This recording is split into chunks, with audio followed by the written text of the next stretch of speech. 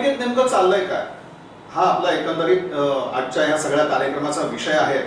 आणि त्याकरता आपण माजी महापौर ॲडव्होकेट UN बेरिया यांना चर्चेसाठी निमंत्रित केले। बेरिया साहेब, आपलं स्वागत। नमस्कार। बेरिया साहेबांना खास करून निमंत्रित आज करण्याचं कारण हेच आहे की आज एक आमची अपेक्षा अशी की एक काँग्रेस पक्षाचे सदस्य म्हणून तरी न बोलता एक महानगरपालिकेतले आपले लोकप्रतिनिधी म्हणून त्यांनी एकंदरीत सगळ्या या कारभाराबाबत किंवा जी एक पालिकेची आमची वाटचाल चालू आहे तर त्या संदर्भात त्यांनी एक भाष्य करावं अशा प्रकारची आमची अपेक्षा आहे। कारण आपण पाहतोय की महानगरपालिका आपली या ना त्या कारणाने चर्चेमध्ये आहे। नुकतंच एक अंदाजपत्रक पालिकेमध्ये सभागृहात सादर करण्यात आलं।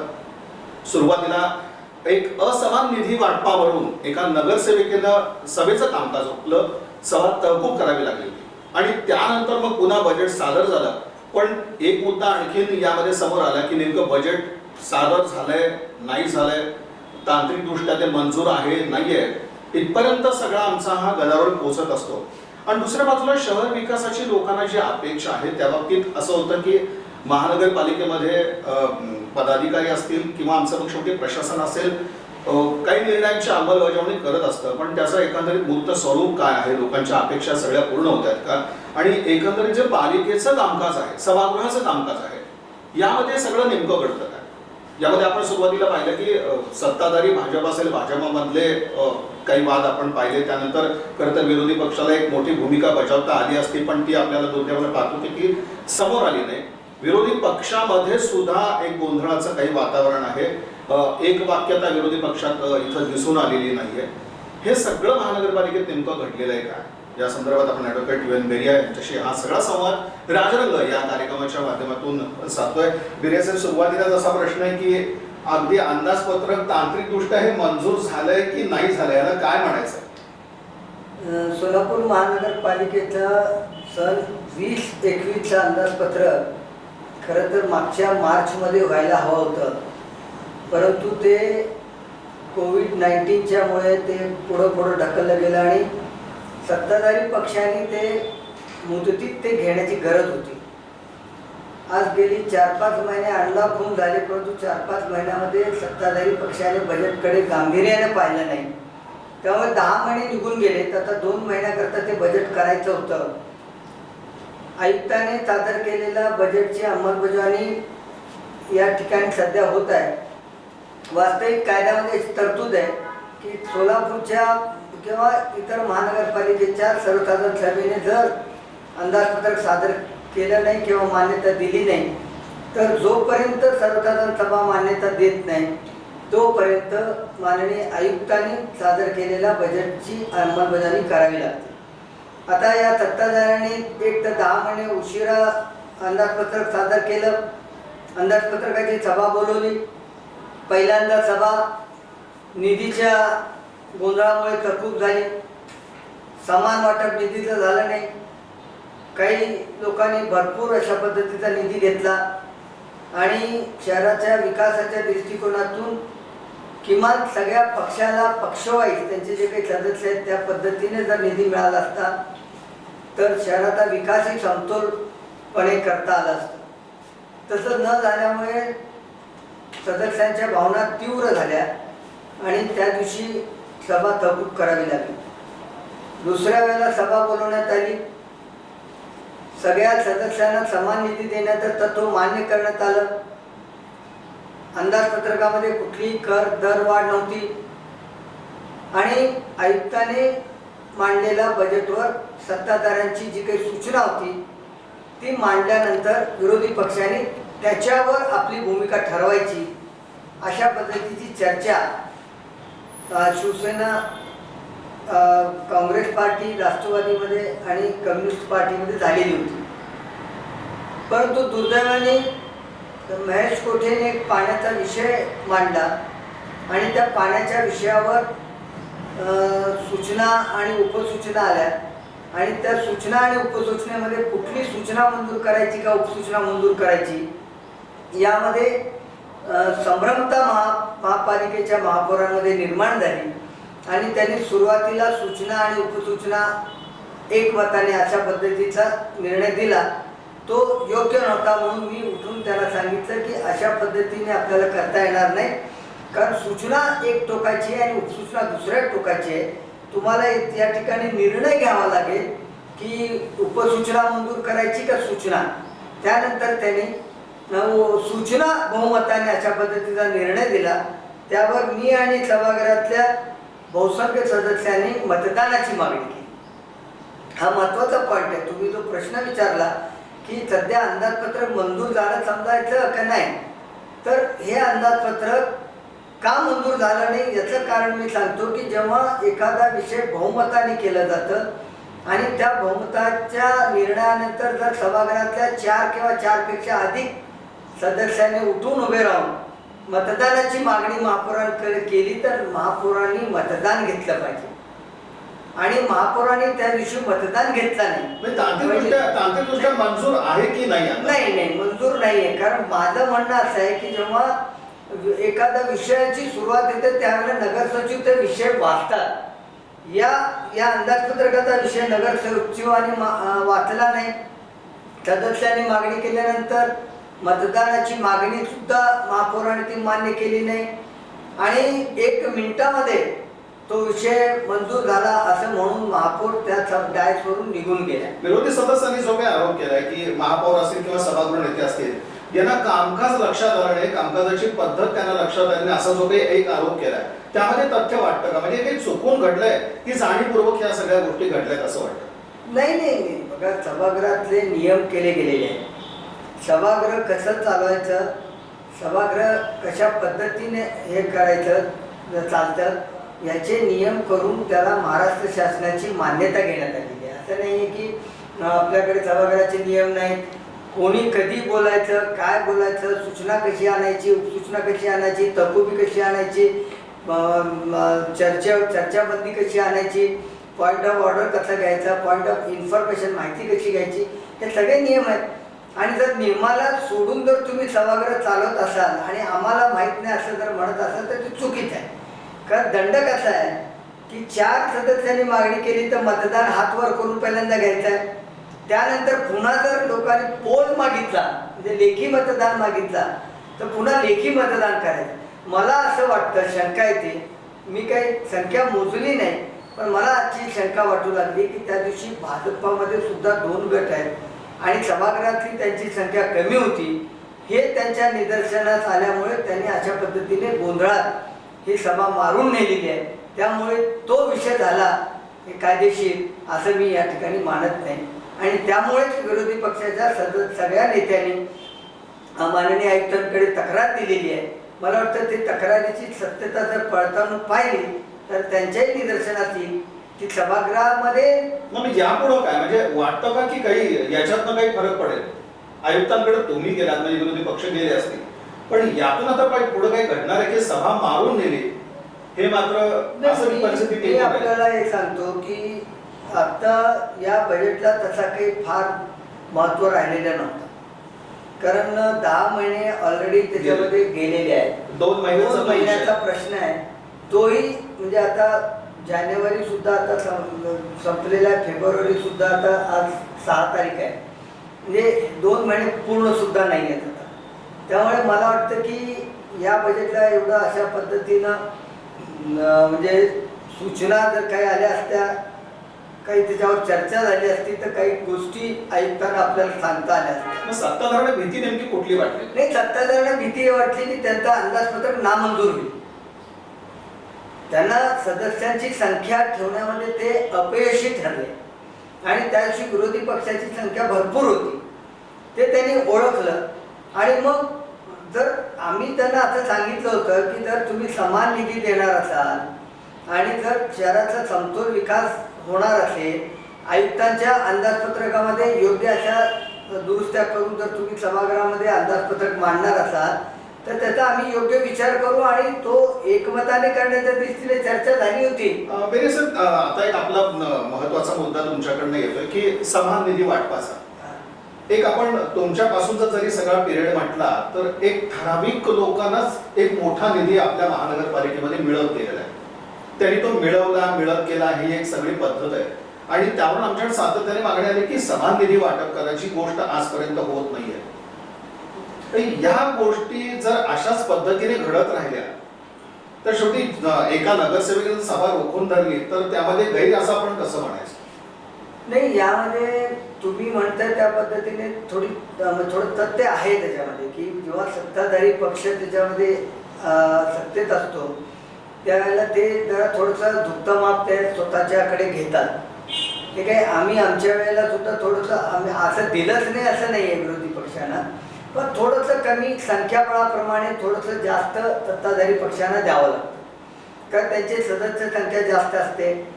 आणि मग विरोधी पक्षाचे आज बघा ना तुम्ही, भाजपाकडे जवळजवळ 50 सदस्य आहेत, 49, शिवसेनेकडे 21 आहेत, काँग्रेसकडे 14-15 आहेत आणि मग MIM कडे 9 आहेत. म्हणजे अशा पद्धतीचे संख्याबळाप्रमाणे, आता ती तर संख्याबळाप्रमाणे करण्याचा नियमच झालेला आहे. म्हणजे इव्हन पार्लमेंटमध्ये आणि विधानसभेमध्ये सुद्धा निधीचं वाटप त्या सभागृहातल्या संख्याबळावरच केलं जातं. तसं पूर्वी केलं जात होतं, आधी केलं जात आहे, पण हे करताना देखील अधिक काही लोक घेतात, त्याला विरोध करणारे लोक असतात आणि त्या वेळेला हे विरोध झाला त्या वेळेला त्यांनाही न्याय देण्याचं काम सभागृहात. विरोधाचा मुद्दा आपण घेतोच आहे, पण एक असमान निधी वाटपाच्या बाबतीत जर आपण एक बोलायचं म्हटलं तर एक दलित समाज, दलित वस्ती सुधारणेसाठीचा म्हणून निधी येतो आणि तो ज्या भागासाठी किंवा अगदी आपण म्हणू की दलित वस्ती सुधारणासाठीच आहे, ज्या प्रभागातनं ते नगरसेवक निवडून आलेले आहेत, जर त्यांच्याच वाटेला हा निधी येत नसेल तर हे कशा प्रकारची एक निधीचं वाटप घ्यायला म्हणावं लागेल आपल्याला. म्हणजे जो प्रकार घडला महानगरपालिकेमध्ये, ज्या नगरसेवकाच्या बाबतीत घडला असं आपण म्हणू, किंवा बाकी कोणी सदस्य असतील की जे राखीव अशा आपल्या एका वॉर्डात निवडून येतात आणि तिथं मुळात मध्ये निधीची गरज आहे. माननीय अण्णाभाऊ साठे यांच्या नावाने आता हा मागासवर्गीयांचा निधी देण्याचं सरकारने या ठिकाणी धोरण अवलंबलेलं आहे. हा निधी मागासवर्गीय वस्त्यांमध्येच वापरत आहे, जिथं 51% आणि त्याच्यापेक्षा अधिक अनुसूचित जाती जमातीचे लोक राहतात, त्या ठिकाणी हा निधी वापरला पाहिजे. त्यांना डावललं कसं गेलं? नाही, दंड काय नाही, तसं तुम्हाला सांगतो, तसं डावलता येत नाही, कोणालाही डावललं गेलं नाही. निधी अधिक कमी जास्त झाले, पण समजा उद्या मला निधी देण्यात आला मला, तर मी ते वापरायचं कुठं, तर तिथंच वापरला पाहिजे. म्हणजे मला इतर जनरल वस्त्यामध्ये तो निधी वापरताच येत नाही. मला जर ते निधी वापरायचा असेल तर तिथं अनुसूचित जाती जमातीचे लोक 51 किंवा त्यापेक्षा अधिक टक्क्याने राहतात, त्या वस्त्यांमध्ये ते निधी वापरता येतं. पण जे शेड्यूल कास्ट किंवा शेड्यूल मतदारसंघातून निवडून आलेले आहेत, त्यांची अपेक्षा अशी असते, तो जो प्रभाग असतो त्याच्यामध्ये त्याच्यात अ, ब, क, ड आहे, त्यात जर समजा ते स्पेसिफिक त्या वार्डातून निवडून आले असतील तर त्यांची अपेक्षा असते की बाबा इथं जास्त, म्हणजे 70-80% नगरसेविका जो संताप होता तो योग्य होता की अयोग्य होता असं म्हणायचं नाही. ज्या पद्धतीने संताप त्यांनी व्यक्त केला, भर सभागृहात बजेटची सहवास त्यांनी तहकूब करणं भाग पडलं ना, अमुष्कीचं एक परिस्थिती निर्माण झाली. नगरसेविकेचा संताप योग्य होता की अयोग्य होता? माझ्या मते नगरसेविकेने जी काही चर्चा त्या दिवशी घडवून आणली किंवा आपलं मत व्यक्त केलं किंवा आक्रमकता त्यांनी दाखवली ती योग्य आहे. कारण बघा, शेवटी तुम्ही मतदारसंघातून जेव्हा निवडून येता, वार्डातून, प्रभागातून, तेव्हा तुमच्या प्रभागामधल्या लोकांच्या अपेक्षा तुमच्याकडून, लोकसेवकाकडून असतात, लोकप्रतिनिधीकडून असतात. आणि म्हणून लोकप्रतिनिधींनी आपल्या मतदारसंघामध्ये विकास कामे करण्यासाठी सभागृहामध्ये आवाज उठवण्याची गरज आहे आणि तेच काम त्या नगरसेविकेने केलेलं आहे. ते त्या शेड्यूल कास्ट मतदारसंघातून निवडून आलेले आहेत आणि त्यांनी जर आवाज उठवला आणि निधीची मागणी केली तर मला याच्यामध्ये कुठेही गैर वाटत नाही. बेरे सर, आपण आता लोकांच्या अपेक्षेचा जेव्हा सगळा विषय निघाला तेव्हा आपण एक असं म्हणू शकतो, विरोधी पक्षांकडनं देखील एक अपेक्षा मोठी होती. म्हणजे आपण एक पाहतो की जे काही भाजपा अंतर्गत झालं तो तर सगळा प्रकार आपल्या सगळ्या सोलापूर शहरवासियांनी पाहिला, पण एक विरोधी पक्षाने एक आवाज उठवणं त्यामध्ये भागच होतं. पण गेले 3.5-4 वर्ष आपण पाहतोय विरोधी पक्षाचा आवाज म्हणावा तसा काही समोर आला नाही आणि त्यामुळे भाजपला ही सगळी वाटचाल सुकर झाली असं सभागृहातून दिसून आलं का? म्हणजे मला एक सरळ प्रश्न तुम्हाला विचारायचा की सोयीचं राजकारण महानगरपालिकेमध्ये होतंय का? मग ती काँग्रेस असेल, मग शिवसेना असेल, अन्य पक्ष असतील? नाही, आपण सांगतोय त्या पद्धतीनं ज्या ज्या वेळेला अन्याय होतो किंवा ज्या ज्या वेळेला चुकीचं काम होतो, ज्या ज्या वेळेला भ्रष्टाचार होतो किंवा सत्ताधारी पक्ष व्यवस्थित कारभार करत नाही, त्या त्या वेळेला विरोधी पक्षाचं काम आहे की त्या कारभाराच्या विरोधामध्ये, त्या अन्यायाच्या विरोधामध्ये किंवा शहराच्या विकासासाठी आवाज उठवण्याची गरज आहे. आज महानगरपालिकेमध्ये अवस्था अशी आहे की भाजप सत्तेमध्ये आहे. तर सगळं काठावर आहे सध्या, म्हणजे अगदी पूर्ण बहुमत आहे अशातलं काही वाद नाही. काठामध्ये जरी असलं तर सुरुवातीचे 3 वर्ष भाजप आणि शिवसेनेने मिळून सत्ता गाजवली आणि भाजपाचे त्या ठिकाणी जवळजवळ 49-50 सदस्य आहेत आणि शिवसेना विरोधी पक्ष आहे. त्यामुळे आज अवस्था अशी झालेली आहे की जे 2 पक्ष सत्तेमध्ये होते 3 वर्ष, 4थ्या वर्षी शिवसेना बाहेर पडून त्याच्या ठिकाणी ते विरोधी पक्षाची भूमिका वठवत आहे. त्यांचे 21 सदस्य. संख्याबळाप्रमाणे विरोधी पक्षाची भूमिका शिवसेनेने बजावली पाहिजे आणि शिवसेनेकडे नियमाप्रमाणे विरोधी पक्षनेता पद गेलेलं आहे. काँग्रेस 3 नंबरवर आहे आणि त्यामुळे काँग्रेसकडे गटनेतेपद आले आहे. तर गटनेतेपद तर RPIलाही मिळतं, MIMलाही मिळतं आणि कम्युनिस्टलाही मिळतं. ज्याचे 1 सदस्य आहे त्यालाही मिळतं. म्हणजे आम्ही जेवढी भूमिका वठवायला पाहिजे होती त्या आक्रमकतेने आम्ही वठवली नाही, ही आम्ही मान्य करतो. तर काँग्रेसकडनं सुद्धा आम्ही म्हणतो की भाजप सेनेचं एक वेळ जमेल, तुटेल, काही होईल, पण जेवढे ते जास्त जवळ आहे तेवढी काँग्रेस तशी लांब आहे. पण काँग्रेसनं काही आवाज उठवलेला आपल्याला सभागृहात असं काही दिसलं? सभागृहामध्ये जेवढा आवाज उठवायचा आहे त्या पद्धतीने आम्ही उठवण्याचा प्रयत्न केला, पण आमची सदस्य संख्या एवढी कमी आहे की आम्ही त्याच्यामध्ये फार आक्रमकता घेऊन आणि ह्याच्यातून आम्ही काही त्याच्यामध्ये काम करू शकत नाही. 102 मध्ये आमचे केवळ 14 सदस्य आहेत आणि त्यामुळे विरोधी पक्षामध्ये एकजूट करण्याचा प्रयत्न आम्ही करतोय की बाबा हे सगळे जर एकत्र आले तर आमची संख्याबळ सुद्धा 50-51 पर्यंत जाते, पण ते होत नाही. काही कारणामुळे त्याच्यामधून काही सदस्य पक्षापासून वेगळी भूमिका घेतात आणि मग त्याचा फायदा भाजपला मिळतो. विरोधी पक्ष जर महापालिकेमध्ये एकत्र आले तर त्यांची संख्या जवळजवळ 51 होते. पण असं आहे की RPIमध्ये 2 गट आहेत, त्याच्यामध्ये 2 गटातले एक 2 सदस्य भाजपकडे जातात आणि मग बाकीच्या शिवसेनेमधले काही लोक फुटून मग भाजपकडे जातात आणि त्यामुळे विरोधी पक्षाला एकत्र जरी आणलं आणि ती संख्या बहुमताकडे नेण्याचा प्रयत्न जरी केला तरी ते आज शक्य होईना. आणि त्यामुळे असं वाटत असतं की बाबा विरोधी पक्ष आवाज उठवतच नाही, पण ज्याची जेवढी ताकद सभागृहामध्ये आहे, ज्याला लोकांनी समजा कमी प्रमाणामध्ये निवडून दिलेलं आहे, कमी संख्याबळ आहे, तर ते त्या ताकदीमध्येच आवाज उठवू शकेल. पण सर एकत्र येऊन जर आवाज उठवला तर मागच्या 2-3 बोर्डामध्ये आम्ही करण्याचा प्रयत्न केला, या मागच्या बजेट बोर्डामध्ये एकत्र येऊन आम्ही काम केलं. एकत्र आल्यानंतर भाजपला काम करता येत नाही आणि ते काम करू शकत नाही. आजवरचा माझा असा अनुभव आहे की महानगरपालिकेमध्ये भाजप गेल्या 3 वर्षामध्ये कारभार करण्यामध्ये अतिशय फेल झालेला आहे, कारभार करू शकलेला नाही.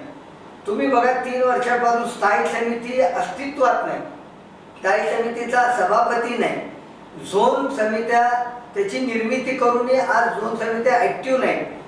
म्हणजे शहरातला जो काही एक उद्देश होता डिसेंट्रलाइज करायचा, सत्तेचं विकेंद्रीकरण, ते होऊ शकलं नाही यांच्या. स्टँडिंग कमिटी नसल्यामुळे एक कोणता फरक पडला? एक असा सहजपणे असं म्हटलं जातं की काय फरक पडला? नाही, मी तुम्हाला सांगतो, स्टँडिंग कमिटी ही आर्थिक महत्वाची समिती आहे.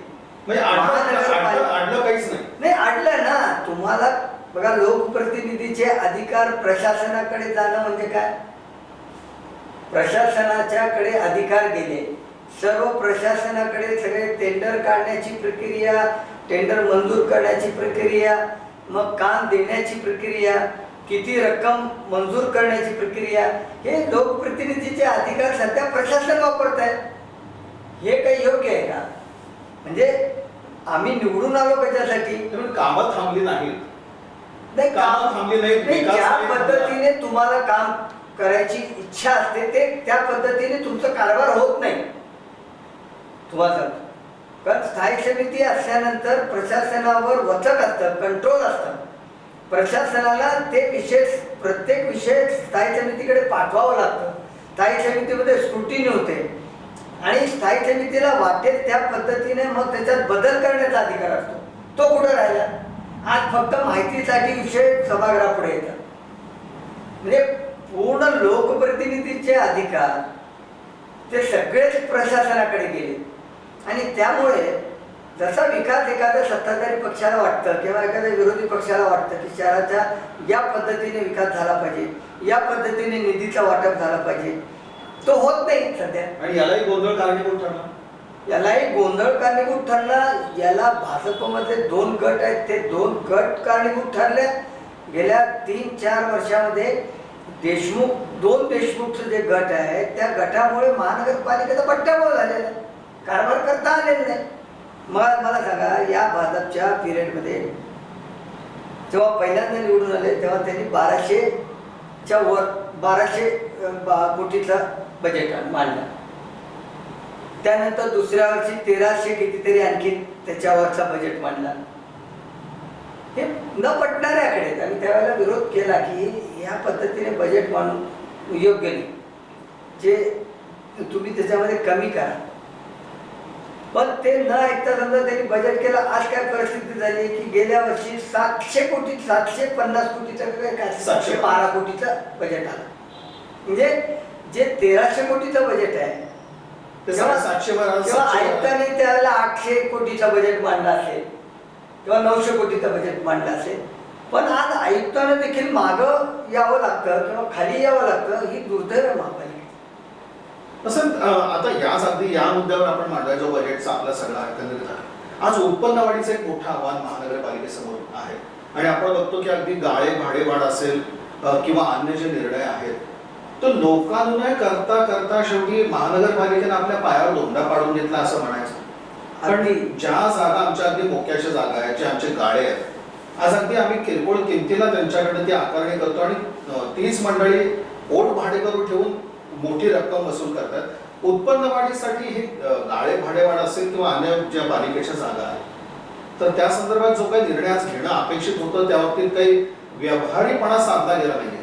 अगदी बरोबर आहे. मी तुमच्या सदस्य म्हणून मी काँग्रेस आणि किंवा पक्षाचा प्रश्न नाही, शहर विकासाचा आणि शहरातल्या महानगरपालिकेच्या उत्पन्न वाढीचा हा महत्त्वाचा प्रश्न तुम्ही विचारलाय. आणि तुम्ही जे काही सांगितलं की मिनी शॉपिंग सेंटर आणि मेजर शॉपिंग सेंटरचे भाडेवाढीचा प्रश्न गेल्या 3 वर्षापासून भिजत गोंगड्यामध्ये पडलेला आहे. त्याच्यातून कोट्यावधी रुपयाचं उत्पन्न महापालिकेचं बुडतं आहे. त्याच्यामध्ये कोणाचंही त्याच्यामध्ये लक्ष नाही. आता का लक्ष देत नाही? पर्पजली लक्ष देत नाही सत्ताधारी पक्ष. विरोधी पक्षाची भूमिका विरोधी पक्षाने काही थोडा बहुत सभागृहामध्ये मांडली, पण सगळ्यांनी एकत्र येऊन काम करण्याची गरज आहे. या विषयावर उत्पन्न वाढीचे नवनवीन जे काय क्षेत्र शोधण्याची गरज आहे. कारण शेवटी जकात बंद झाल्यानंतर महापालिकेची अवस्था अत्यंत बिकट झालेली आहे, सगळ्याच महापालिकेची. आज आम्ही पगार जे करतो ते LBTच्या माध्यमातून जे तूट आहे ते भरून काढण्याकरता जे काही महाराष्ट्र शासन पैसे देत आहे साधारणतः 19-20 कोटी रुपये महिन्याला येतात. आणि या 19-20 कोटी रुपयामध्ये महापालिकेचे जे काही प्रशासन आहे ते सगळे पगार करून मोकळं होतं.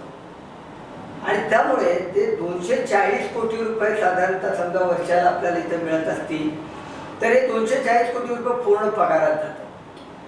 आणि म्हणून जे आपलं उत्पन्न वाढवण्याकरता जे काही आपल्याला साधनं शोधली पाहिजेत, मार्ग शोधण्याची गरज आहे, ती कोणीही अशा पद्धतीने सिरियसली गांभीर्याने या ठिकाणी बघत नाही. माझं हेच म्हणणं आहे की महापालिकेच्या सभागृहामध्ये थोडं बहुत राजकारण असावं, पण एवढं सगळ्याच विषयावर जर राजकारण करत बसलो तर मला वाटतं ते शहराचा विकास होईल आणि शहराची एकंदरीत जे काही लोकसंख्या वाढीला लागलेली आहे, दुसरीकडे उत्पन्नाची साधनं नसल्यामुळे उत्पन्न कमी होत चालले, बजेट कमी कमी होत चालले. हे कधी कुठल्याही महापालिकेमध्ये झालेलं नाही. एक एक महापालिकेमध्ये असे इतिहास आहे की सगळ्या पुण्या महापालिकेचं बजेट किंवा मुंबई महापालिकेचे बजेट हे वाढत जातात दरवर्षी. आमची महापालिका अशी आहे की गेल्या 2 वर्षापासून मागच्या 2 वर्षाचं बजेट देखील खाली खाली येत चाललेलं आहे. आता रिअलिस्टिक बजेट म्हणायचं याला नाही, रिअलिस्टिक बजेट म्हणायचं मी याला रिअलिस्टिक म्हणणार नाही आणि फुगेली म्हणणार नाही. हे नियोजन नसलेलं बजेट म्हणेल. योग्य जर नियोजन केलं, योग्य उत्पन्नाची साधनं शोधली. मी आपल्याला सांगतो, एक उदाहरण देतो तुम्हाला. आम्ही हे शहरातल्या प्रॉपर्टी शोधण्याकरता त्या एका कंपनीला मक्ता दिला आणि त्या जीआयएस प्रणाली त्या मक्तेदारांनी 2 वर्षात काम पूर्ण करून द्यायचं होतं. त्या मक्तेदाराला 6 ते 7 वर्ष झाली आणि त्यांनी जे काही काम करून दिलं गेल्या वर्षी त्याचे अर्धवट काम केलं, ऑफिसमध्ये बसून काम केलं, सगळे सॅटेलाईटवरून पिक्चर घेऊन त्यांनी ते महापालिकेला फसवण्याचं काम केलं. आणि त्या कंपनीच्या बाबतीमध्ये मी जवळजवळ 3 ते 4 लेखी पत्र दिले की 5,90,00,000 रुपये हे हडपण्याचा प्रकार आहे, याच्यामध्ये काही अधिकारी सामील आहेत आणि याची चौकशी करा आणि याला बिल अदा करू नका, अशा पद्धतीचे लेखी पत्र मी दिलेली आहे. सायबरटेक कंपनी असे असताना देखील त्या कंपनीला अधिकाऱ्यांनी, जे काही अधिकारी आहेत त्याच्यामध्ये सामील, त्यांनी ते सगळं पेमेंट केलं आणि केल्यानंतर त्यांनी ते आता सगळं सॉफ्टवेअर आणि त्याचे जे काही आहे ते आता महापालिकेला देण्यास त्यांनी नकार दिला आणि ते स्वतः आपल्या ऑफिसमधून त्याचा तो सगळं ऑपरेट करतो आणि आता ज्याला जेव्हा पाहिजे तेव्हा तो बंद पाडतो. त्यामुळे महापालिकेच्या या आयुक्तांनी पी शिवशंकरनी त्या सायबरटेक कंपनीच्या विरोधामध्ये फौजदारी दाखल केली.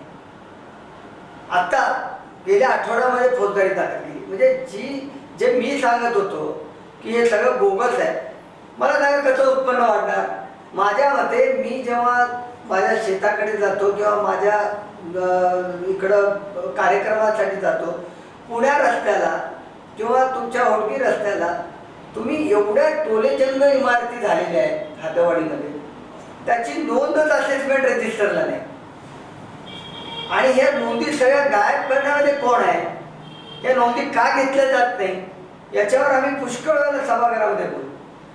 पण हे जे काही अधिकारी असतात, या अधिकारी आणि त्यांच्या खाली काम करणारे कर्मचारी हे जोपर्यंत तुम्ही हे नोंदी घेणार नाही, असेसमेंटला नोंद असणार नाही, तोपर्यंत तुमचा टॅक्स होणार नाही. एक, महापालिकेच्या कायद्यामध्ये पूर्वी 4 वर्षाला एकदा रिव्हिजन व्हायचं, कायद्यामध्ये बदल केला, 5 वर्षाला एकदा रिव्हिजन घ्या म्हणून सांगितलं. मी एक उदाहरण म्हणून 5 वर्षापूर्वी माझ्या एका सोसायटीचा सर्वे करून घेतला टॅक्स डिपार्टमेंटकडून.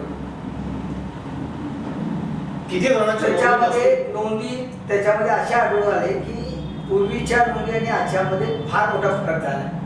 कारण सगळ्यांनी कमर्शियल समोर दुकानं काढली आणि वर राहण्यासाठी जास्त वाढवलं रेसिडेन्शियल आणि खाली दुकान केलं.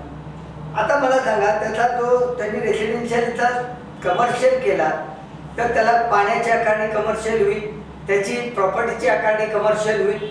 म्हणजे तुम्हाला आज जे टॅक्स मिळतं त्याच्या 4 पटीने टॅक्स त्याचा मिळतो, तुम्हाला घेता येतं. पण तुम्ही रिव्हिजनच केलं. म्हणजे समजा मला टॅक्समुळे समजा 20 कोटी रुपये मिळत असतील, तर मला 80 कोटी रुपये तर फक्त आहे त्या प्रॉपर्टीमध्ये वाढ होणार.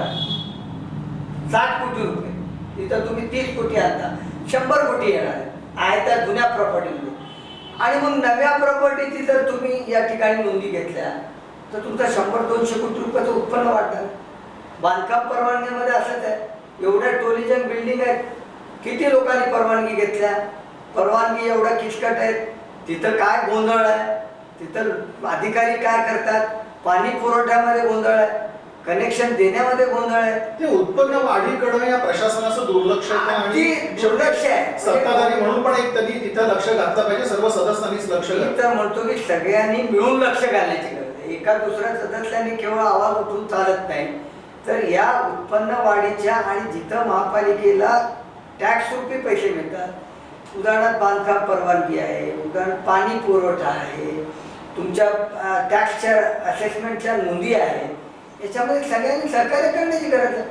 विरोधी पक्षांनी करण्याची गरज आहे, सत्ताधाऱ्यांनी तर अधिक देण्याची गरज आहे. या सत्ताधाऱ्यांना मी एवढ्यासाठीच दोष देतो की तुम्ही सत्ताधारी, आमचं काम तर आम्ही विरोधी पक्षात आहे. आम्ही नाही केलं, एखादी गोष्ट नाही केलं तर आम्हाला विचारणार कोण नाही, आणि विचारलं तर आम्ही सांगू.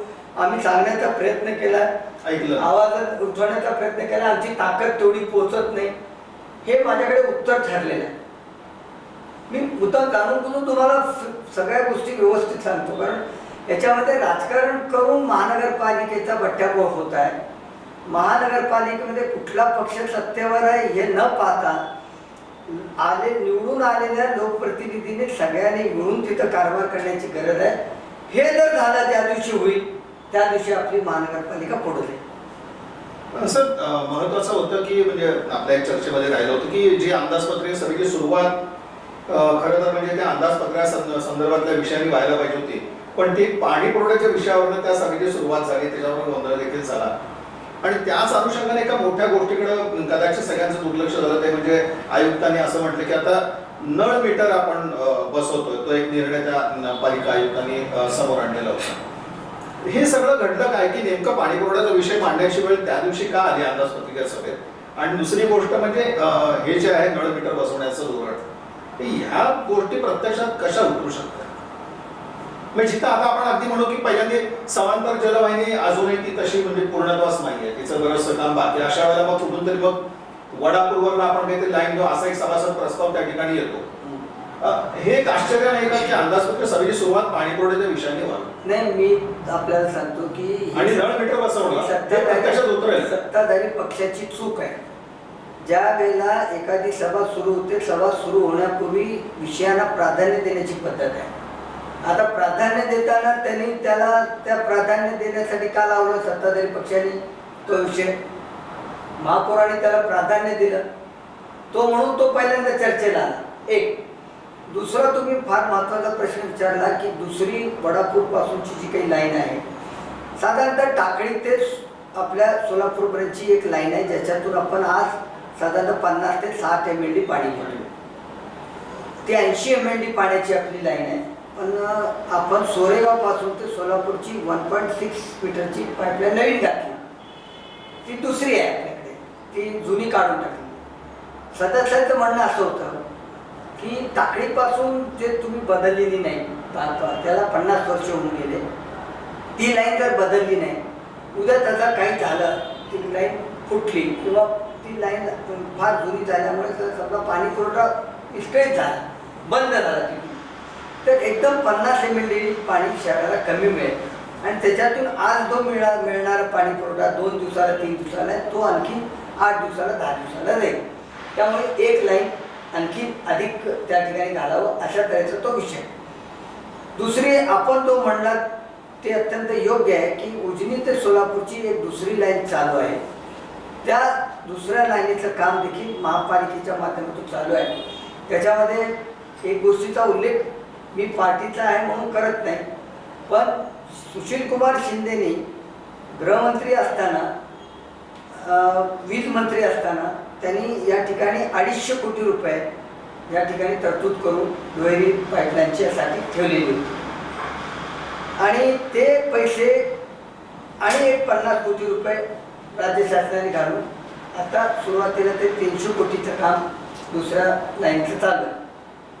स्मार्ट सिटीच्या योजना घ्यायच्या आहे, समजा ती 500 कोटीची योजना राबवली तर मग स्मार्ट सिटीकडून घेण्याचा अशा पद्धतीचा ठराव केलेला आहे. पण सध्या तर ती 300-350 कोटीची योजना आहे, ज्याचा फार मोठा वाटा सुशीलकुमार शिंदेचा आहे.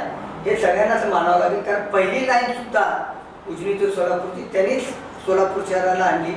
25 वर्षापूर्वी. पण अजूनही ते पूर्णत्वास नाही. पहिली लाईन आहे ना, पूर्ण पहिली लाईन झाली, पण ज्या नाही, मी त्याच्यावर येतो ना. आज त्या लाईनचं काम देखील अद्याप थोड्या प्रमाणात सुरू झालेलं आहे, पूर्ण अद्याप झालेलं नाही. ती जर लाईन झाली तर 110 MLD पाणी मिळणार दररोज. आणि मग जुन्या लाईनवरून 70 MLD घेतो आपण, म्हणजे 180 MLD झालं. आणि हिप्परग्यातून समजा पाऊस आला किंवा आणखीन आपण लिफ्ट करून पाणी घेतलं तर त्याच्यातून 15-20 MLD पाणी, म्हणजे साधारणतः 200 MLD पाणी आपल्याला मिळू शकतं. ते आजच्या घडीला आपल्याला पुरेसे आहे. म्हणजे तुम्ही म्हणताय सर का आज त्या लाईनची एकदम तातडीने आवश्यकता आहे, अशाचा भाग नाही. जेव्हा ही दुसरी लाईन तयार होईल, तिथून जर सरकारी धोरण असं आहे की आम्ही तुम्हाला त्या याच्याद्वारे पाणी देणार नाही, बंधाऱ्याच्याद्वारे, असं जर उद्या धोरण कुठल्याही सरकारने घेतलं तर आपल्याला आणखी तिसरी लाईन टाकावी लागेल, कालव्याद्वारे. तर मला असं वाटतं की तिथल्या लाईनची गरज आहे, कारण 50 वर्षापूर्वीची ती लाईन असल्यामुळे कधीही त्याच्यामधून धोका उद्भवू शकतो. पण त्याकरता जर आपल्याला सावध राहायचं असेल तर उजनी ते सोलापूरची जी दुसरी लाईन पॅरलल चालू आहे त्याचं काम लवकरात लवकर कसं होईल हे प्रशासनाने तिथं लक्ष देण्याची गरज आहे. आणि जर एकदा ती लाईन झाली तर नियोजन हा महत्त्वाचा भाग आहे, ज्याच्यामध्ये आज देखील अधिकारी या प्रश्नाचा उत्तर देऊ शकत नाही की तुम्ही दररोज 145 ते 150 MLD पाणी घेता आणि शहराला आजची नीड 180 MLDची आहे, आणि तुम्हाला समजा गळत्या आणि तुमचं तूट जाऊन देखील 105 MLD 110 MLD पाणी मिळतं, तर तुम्ही आज 180 MLDच्या 105 MLD जर पाणी द्यायचं असेल तर निम्म्यापेक्षा अधिक शहराला तुम्ही एका दिवसाला पाणी देऊ शकता. म्हणजे आताच्या स्थितीमध्ये आपण एक दिवस पाणी देऊ शकतो, पण प्रशासनाकडे याचं नियोजन नाही. ते टाळाटाळ करतायत, काहीतरी कारण सांगून हे पुढे नेण्याचा प्रकार आहे. म्हणून मला असं वाटतं की योग्य नियोजन जर केलं तर महानगरपालिकेच्या माध्यमातून लोकांना आज एक दिवस आड पाणी पुरवठा होऊ शकतो. पण इच्छाशक्ती नाही आहे अधिकाऱ्यांमध्ये. काही ना काही कारण सांगतात की डिस्ट्रीब्युशन लाईन वाढलेली आहे, पाईपलाईन वाढलेली आहे, डिस्ट्रीब्युशन योग्य नाही आहे. पूर्वी आम्ही जेव्हा होतो 85-86ला तेव्हा 2 वेळ पाणी यायचं. 90 सालामध्ये 1 वेळ पाणी झाला. 91 सालामध्ये थोडासा भाग शहरामध्ये आला, हद्दवाढ झाली. मग असं करता येईल आपल्याला की 105 MLD आज मिळणारं पाणी निम्म्या गावठाण भागाला द्या आणि दुसऱ्या दिवशीचं तुम्ही नियोजन करा सगळ्या हद्दवाढ भागाला द्या. हे आम्ही सभागृहामध्ये त्यांना समजावून सांगितलं, त्याचं उत्तर देऊ शकत नाही. आज माझं चॅलेंज आहे की कोणी चर्चेला माझ्याबरोबर या. मी त्यांना सांगतो की कुठल्या योजनेतून तुम्ही किती पाणी आज घेता. आज तुमच्याकडे मुबलक पाणी आहे. आज तुमचं पाणी कर्नाटकमध्ये जातं टाकळीचा त्या बंधाऱ्यामधून, आणि ते लोक तुमचं दिवस रात्र मोटर चालवतात आणि त्याचा पाणी त्याचा वापर करतात. म्हणजे आपला हक्काचं पाणी कर्नाटकचे शेतकरी घेतात आणि आपली जनता पाण्यापासून वंचित राहते. आपल्या लोकांना 3 दिवस आड 4 दिवस आड पाणी, हद्दवाढीला 5 आणि 6 दिवस आड पाणी, 100 दिवस पाणी द्यायचं. आणि तुम्ही 1 वर्षाचं बिल घेताय. हे गेली 5-6 वर्ष आम्ही सत्तेवर असताना देखील आम्ही सांगत होतो की हे प्रशासनाचे नियोजन करा. महाराष्ट्र शासनाकडे जाऊन बसा, त्यांचे पैसे देऊ नका आणि त्यांना सांगा की हे पाणी आमच्या अशा पद्धतीने आहे. पण प्रशासक किंवा आयुक्त हे घाबरतात आणि महाराष्ट्र शासनाला आपली रक्कम जे काही आपल्याला पाणी देतात महाराष्ट्रात ते पैसे भरून टाकतात. बेगे साहेबांनी कंपनीने फसवणूक केली असं आपण म्हणतो. महानगरपालिकेची मोठी फसवणूक केली. अशीच फसवणूक अशोक लेलँडने पण केली, जे आपण परिवहनच्या बाबतीत काम केलं. बरोबर, काहीच आमच्याकडनं होत नाही. एवढी मोठी फसवणूक होते. म्हणजे मला असं वाटतं की देशातलं हे एकमेव उदाहरण असेल की 150-200 बसेस आमच्या ताफ्यात दाखल होतात, त्या निकृष्ट दर्जाच्या होतात आणि सगळ्या भंगारमध्ये जातात. या बाबतीमध्ये महानगरपालिकेने वेळीच पावलं उचलली असती तर ह्या अशोक लेलँडला धडा शिकवता आला असता. खरं तर मी म्हणजे दुसऱ्या भारत सरकार आणि भारत शासनाचा खूप त्यावेळेला मी आभार मानलेले आहे की जी महापालिका 10 बसेस घेऊ शकत नाही, परिवहन महापालिकेचं परिवहन खातं, त्या परिवहन खात्यामध्ये 110 बसेस आहेत. आणि ते 150 बसेस घेण्याचा तो प्रकरण होता आणि त्यापैकी जवळजवळ 110 ते 115 बसेस त्या ताफ्यामध्ये दाखल झाल्या. पण ते घेताना देखील त्यावेळच्या अधिकाऱ्यांनी, त्यावेळच्या ते काही संबंधित कर्मचाऱ्यांनी ते बघून घेण्याची गरज होती आणि ते न घेतल्यामुळे, आणि सगळ्यात महत्वाची चूक अशी झाली की कोणी असो, मी तुम्हाला पक्ष कुठलाही असो, मी काही म्हणजे पक्षावर बोलायला मी तर बसतोच नाही. आमची सत्ता होती, मी मान्य करतो ना, आमची त्यावेळेला सत्ता होती. पण ज्या पद्धतीने त्या बसेस घ्यायला पाहिजे होते, एकदम मोठ्या बसेस घेतले जे आपल्या शहराला योग्य नाही, कारण त्याला फिरवताच येत नाही आणि आपली तेवढी कॅपॅसिटी नाही बसते. आपण मिनी बसेस घ्यायला पाहिजे, मॅक्सिमम मिनी बसेस घ्यायला पाहिजे होत्या आणि एक 10 बसेस मोठ्या घेण्याची गरज होती. इथं उलटं झालं की 100 बसेस ते घेतल्या आणि 10 बसेस AC घेतल्या. त्याची गरज नाही. एवढी मोठी ही फसवणूक झाली, सगळ्या गोष्टी आहेत. आज आपल्याकडे विधिज्ञांची तशी कमी नाही. अगदी वेळ प्रसंगी महानगरपालिकेकडनं तुम्ही सुद्धा मांडू शकाल. लेल्यांच्या बाबतीमध्ये आम्ही न्यायालयात वेळेवर का नाही गेलो किंवा ज्या तांत्रिक गोष्टी यांना न्यायालयात खेचलं का नाही, एवढी मोठी जर फसवणूक होतीये तर अशोक लेलँडवर एवढ्या मोठ्या, अजूनही आपल्यासमोर पिक्चर काहीच क्लिअर नाहीये. त्यावर एवढ्या मोठ्या प्रमाणामध्ये चर्चा झाली की वकिलाच्या अभिप्रायापासून ते आपल्या प्रशासनाने पाठवलेल्या विषयामध्ये सगळ्या गडबडी होती. याचा अर्थ कुठंतरी अधिकारी आणि काही लोकप्रतिनिधी आणि कंपनी याचं साठगाठ आहे. याच्यामध्ये मला असं स्वतःला वाटतं भ्रष्टाचार झालेला आहे आणि हे भ्रष्टाचाराची चौकशी झाली पाहिजे.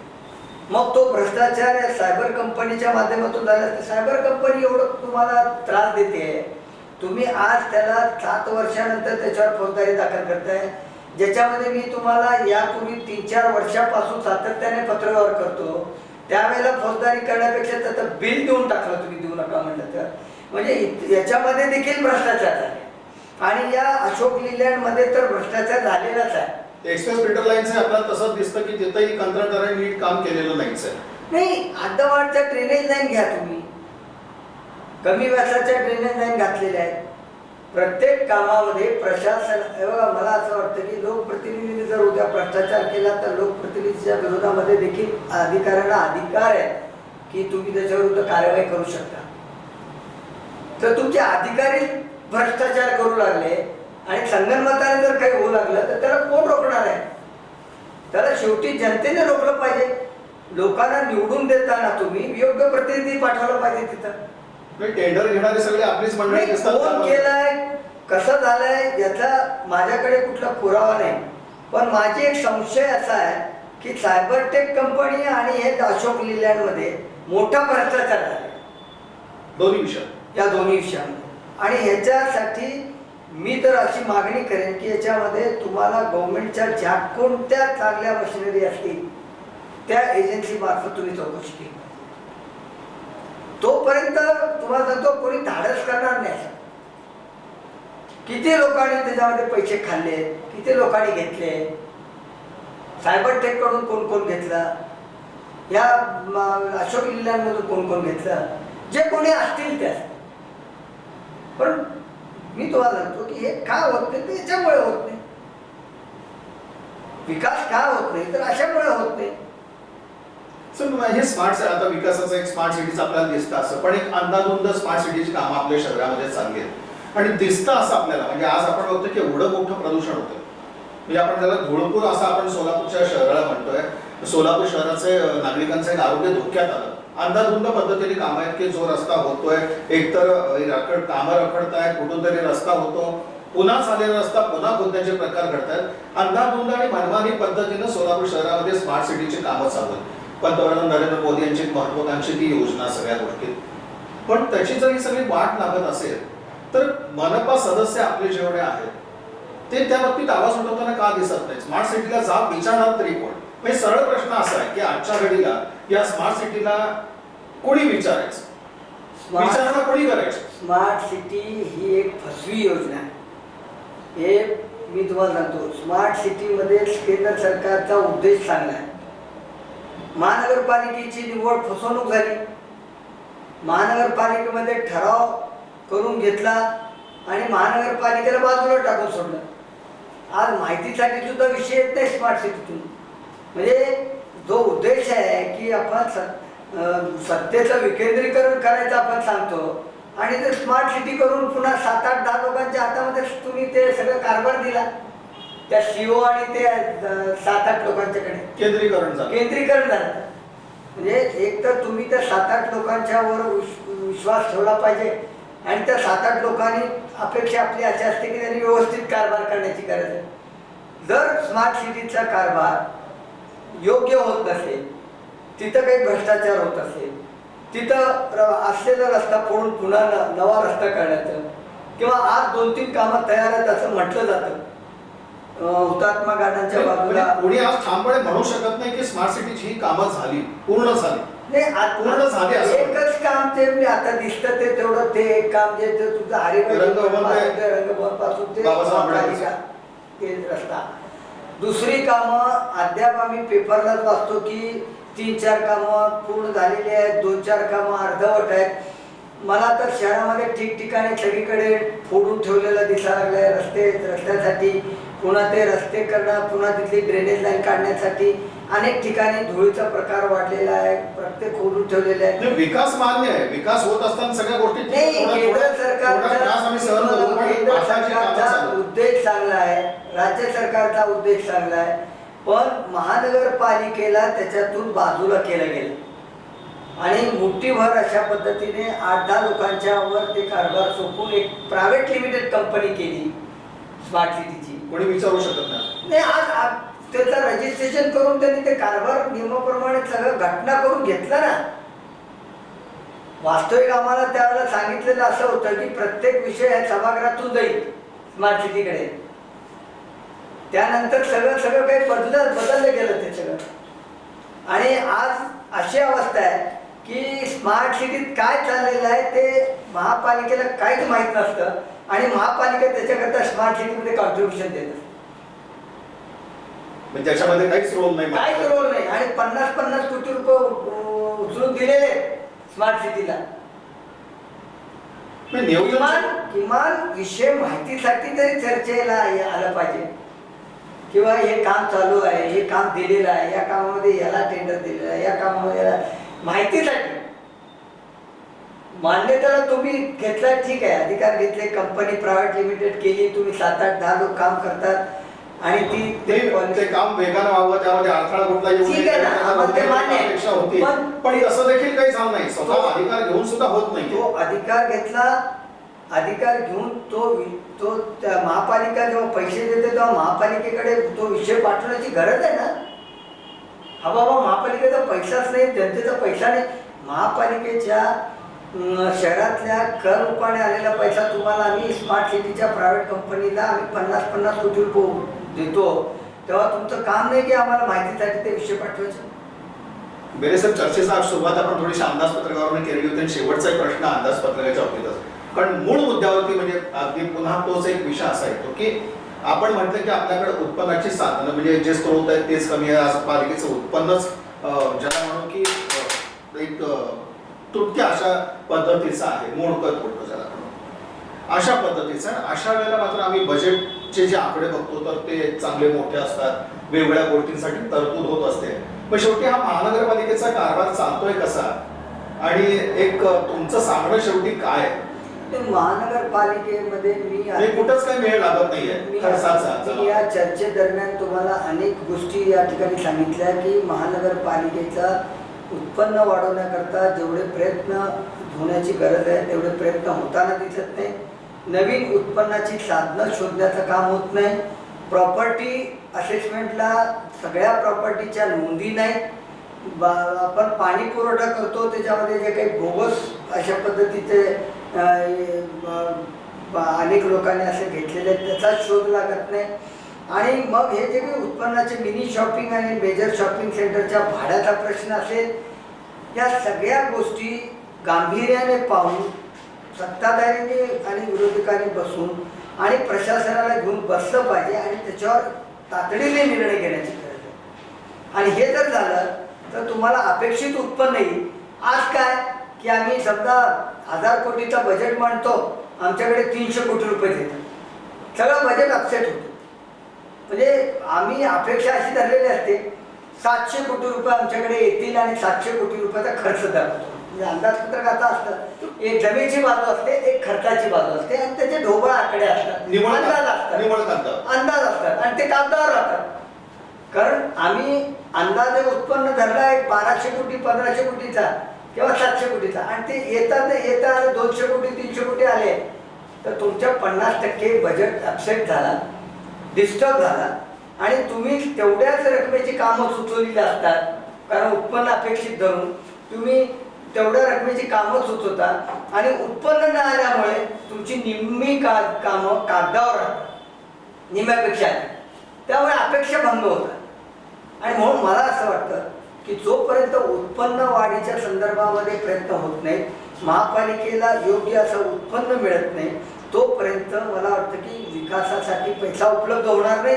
आणि एकदा उत्पन्न वाढलं आणि आपल्याकडे पैसे येऊ लागले तर आपण त्याचं योग्य नियोजन करू शकतो. आणि मग तुम्ही म्हणला तर बाबा की बोगस बजेट न मांडता आपण चांगला म्हणजे जेवढा आहे यातून सदस्यांमध्ये अस्वस्थता दिसते का की शेवटी निधीच मिळत नाहीये? कारण सदस्यांना शेवटी लोकांना उत्तर द्यावं लागतं. आता गेल्या 3-4 वर्षापासून तर महानगरपालिकेच्या उत्पन्नामध्ये फार मोठ्या प्रमाणामध्ये घट झालेली आहे. यावर्षी फक्त 20%चं उत्पन्न गेल्या महिन्यापर्यंत आलेलं आहे. म्हणजे अपेक्षित उत्पन्न जे धरलेलं होतं 700-800 कोटीचं, त्याच्यामध्ये फक्त 100-150 कोटी रुपये आलेले आहेत 10 महिन्यामध्ये. आणखीन एक 150-200 कोटी रुपये येतील, म्हणजे 30-35% पुढे जाणार नाही. असं जर होत राहिलं तर मला वाटतं की विकासासाठी अपेक्षा करणं योग्य होणार नाही. तर म्हणूनच माझं असं म्हणणं आहे की महापालिकेचा कारभार करताना सगळ्या लोकप्रतिनिधींनी एकत्र येऊन या ठिकाणी विकासासाठी प्रयत्न करण्याची गरज आहे. प्रशासनाने त्याला योग्य साथ देण्याची गरज आहे. आणि मग लोकांच्या ज्या अपेक्षा आहेत त्या अपेक्षावर आम्ही खरे ठरू. पहिल्यांदा उत्पन्न वाढीच्या संदर्भामध्ये योग्य नियोजन पाहिजे, शहरातल्या विकासाचंही नियोजन आणि दूरदृष्टी पाहिजे. हे सगळे जेव्हा एकत्र येऊन काम करतील त्यावेळेला शहराचा विकास शक्य आहे असं माझं प्रामाणिक मत आहे. पालिका सभागृहात शहरासाठीचं एक बजेट मांडलं जातं, शेवटीची आकडेवारी त्यामध्ये दिसते तर ती कागदावरची आपल्याला दिसते. कारण सोलापूर महानगरपालिकेची स्थिती पाहिली तर महत्त्वाचा भाग उरतोय तो म्हणजे उत्पन्नाचा. उत्पन्नाचे जे स्रोत आहेत त्याकडं आता जाणीवपूर्वक लक्ष देण्याची निश्चितच वेळ आली आहे. आणि शेवटी होतं असं की हाताशीच पैसा नाही म्हटल्यानंतर सदस्यांच्या निधीचा विषय असतील किंवा शहर विकासाच्या बाबतीतली काही तरतुदी असतील तर त्यावरून कुठेतरी चालून सदस्यांमध्ये एक अस्वस्थता दिसते किंवा नाराजी दिसते. कारण त्यांना लोकांच्या एका गोष्टीला सामोरं जावं लागत असतं. शेवटी एक आहे की प्रशासन असेल किंवा आमचे सगळे पदाधिकारी असतील, सदस्य असतील, शहर विकासाच्या बाबतीत मात्र कुठंतरी आता वास्तवतेला धरून पावलं जर उचलली गेली तर ती महत्त्वाची ठरतील. बाकी पालिका सभागृहात जी आमची सगळ्या गोष्टी आहेत किंवा सत्ताधारी असतील, विरोधक असतील, राजकीय पक्ष असतील, त्यांची एक भूमिका असेल, सगळ्यांचा पाहण्याचा एक वेगळा दृष्टिकोन असेल. मात्र जेव्हा सगळा प्रश्न वास्तवाशी येतो, उत्पन्न वाढीच्या संदर्भासाठी येतो, तेव्हा मात्र सर्वांनी मिळून एकत्रितरित्या पक्षीय जे काही मतभेद आहेत ते बाजूला सारून जर प्रयत्न केले तर निश्चितच ते शहर विकासासाठीचं योगदान ठरेल. अशा प्रकारची एक आपली स्वतःची भावना आहे, प्रतिक्रिया माजी महापौर ॲडव्होकेट UN बेरिया यांनी या ठिकाणी मांडली. खरं तर त्यांना बोलवण्याचा आमचा एकच उद्देश होता की एक काँग्रेस पक्ष सदस्य म्हणून नाही तर एक लोकप्रतिनिधी म्हणून जे काही आमच्या सगळ्या महानगरपालिकेत चाललेलं आहे किंवा ज्या गोष्टी आमच्या महानगरपालिकेत चुकीचा एक पायंडा पडतो आहे आणि त्यामुळं शहरवासियांना त्याचा एक त्रास सहन करावा लागतोय सगळ्या गोष्टीचा, तर त्या पाठीमागची कारणं कोणती हे सगळं जाणून घ्यायचं होतं. आणि अंदाजपत्रक दृष्टीने तो एक महत्त्वाचा मुद्दा समोर येतो, तो म्हणजे उत्पन्न वाढीकडे सर्वात महत्त्वाचं लक्ष. तर त्यातून जर पावलं उचलली गेली तर निश्चितच एक तो सुदीन आपल्याला म्हणावा लागेल. बेरिया साहेब वेळ दिला आणि नेहमीप्रमाणेच एक विश्लेषणात्मक अशा पद्धतीचा संवाद तुम्ही आमच्या शहरवासियांशी साधला त्याबद्दल आपले मनपूर्वक आभार.